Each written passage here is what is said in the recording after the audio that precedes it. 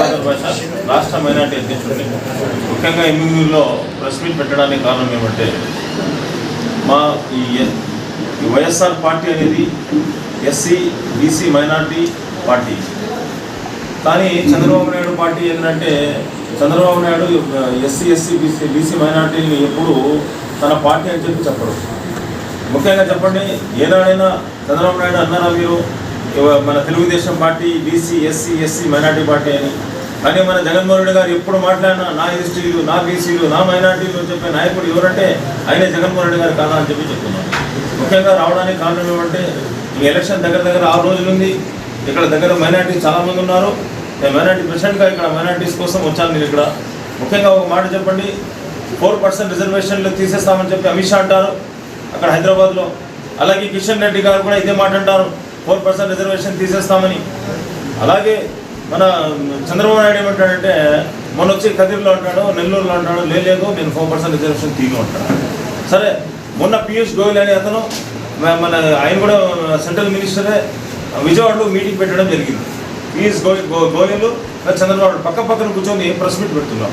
ఆ ప్రెస్ మీట్లో పీయూష్ గోయల్ అడిగారు, మీ బీజేపీ యొక్క సిద్ధాంతం ఏమి, మీ యొక్క ఇండియా ఎజెండా ఏమంటే మేము 4% రిజర్వేషన్ తీసేస్తామంటున్నాం. చంద్రబాబు నాయుడు పక్కన కూర్చొని కనీసం ఉలికినావా, కనీసం చెప్పినావా, లేదు మా దాంట్లో ఇది లేదని అక్కడ ఉలకడు పలకడు. మళ్ళీ పక్కన వచ్చి ఏమంటాడంటే నేను ముస్లిం రిజర్వేషన్ సపోర్ట్ ఇస్తానంటాడు. చంద్రబాబు నాయుడు ఒక్క విషయం మీకు చెప్తున్నాను, ఎన్డీఏ నుంచి బయటకు వచ్చి కొన్ని కనీసం బీజేపీ లీడర్ల ముందన్న ఆ మాట అనగలవా? నేను వచ్చి 4% రిజర్వేషన్ తీనని చెప్పి అనగలవా అంటే అనే దమ్ము నీకు లేదని చెప్పి చెప్తున్నాను. కాబట్టి మైనార్టీ సోదరుల ఒకసారి ఆలోచించండి ఈ ఊసరి వెళ్ళి మాటలని చెప్పి చెప్తున్నాను. మళ్ళీ మనం ఏమంటాడంటే చంద్రబాబు నాయుడు ఏమంటాడంటే 2014లో మైనార్టీ సంక్షేమానికి ఎక్కువ ఖర్చు పెట్టింది నేనే, జగన్మోహన్ రెడ్డి గారు ఏం ఖర్చు పెట్టలేదు అంటాడు. ఒక మాట ఏంటంటే మీరు చూడండి, తెలుగుదేశం పార్టీ సెంట్రల్లో అప్పుడు 2014లో కలిసి ఉన్నది.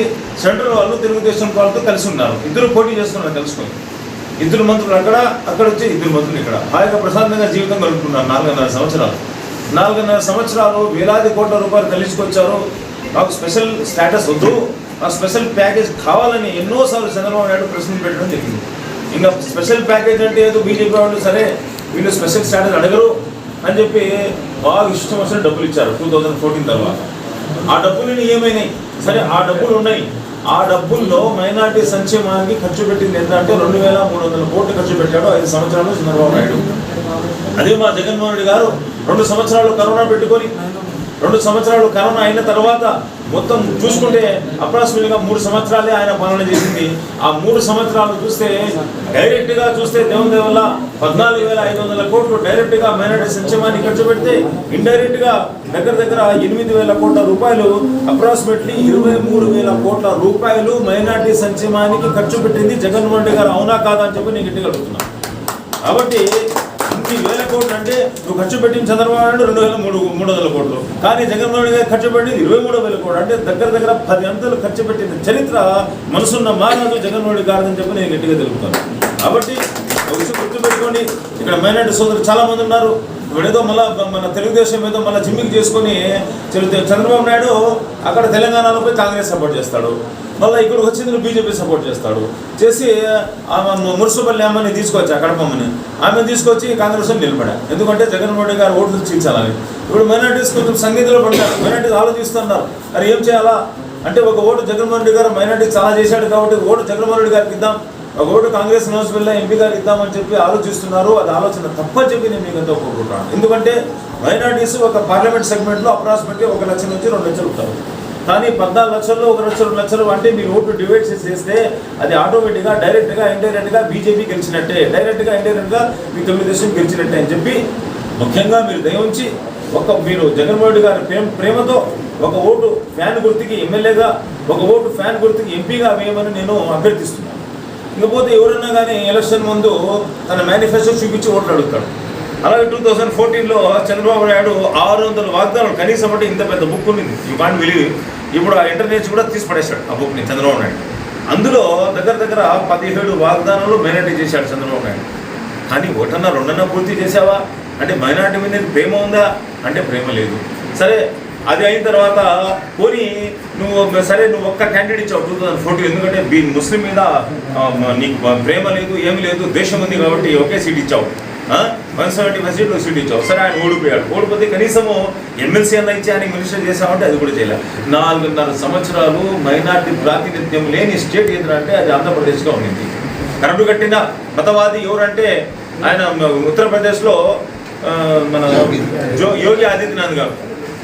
ఆయన గెలిచిన వెంటనే ఒక నెలకే ఒక మైనార్టీ మంత్రి ఇచ్చాడు యూపీలో అప్పుడు.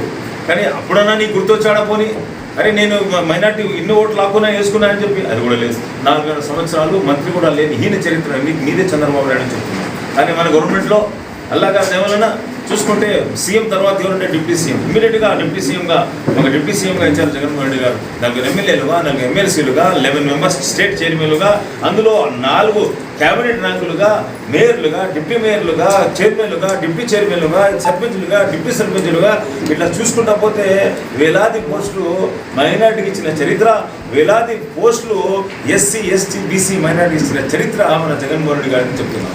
అంటే మేము పేదవాళ్ళము, మేము మిడిల్ తరగతి ఫ్యామిలీము.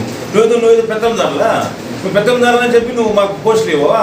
ఏదో పిచ్చి వేసినట్టు ఏదో కొంచెం అమౌంట్ ఏదో 2,300 కోట్లు ఖర్చు పెట్టేసి మైనార్టీ సంక్షేమానికి చేతులుకుంటా అవుతాయి. అంటే మాకు ఎమ్మెల్యేలు వద్దు, ఎమ్మెల్సీలు వద్దు, అంటే రాజకీయంగా మాకు ఏమి అభివృద్ధి లేకుండా తొక్కి పెట్టేది ఎవరంటే చంద్రబాబు నాయుడు అని చెప్పి గట్టిగా తెలుసు. కాబట్టి ముఖ్యంగా మీడియా సోదరులకు, ఉలమాలకు, ఇప్పుడు మొత్తం ఉలమాలకు చెప్తున్నాను, జగన్మోహన్ రెడ్డి గారు మన దగ్గర అతను 2019 మేనిఫెస్టో ఇప్పుడు కూడా కొట్టండి. 2000 మేనిఫెస్టో వైఎస్ఆర్సీపీ పార్టీ అంటే ఇప్పుడు కూడా ఇంటర్నెట్లో వస్తుంది.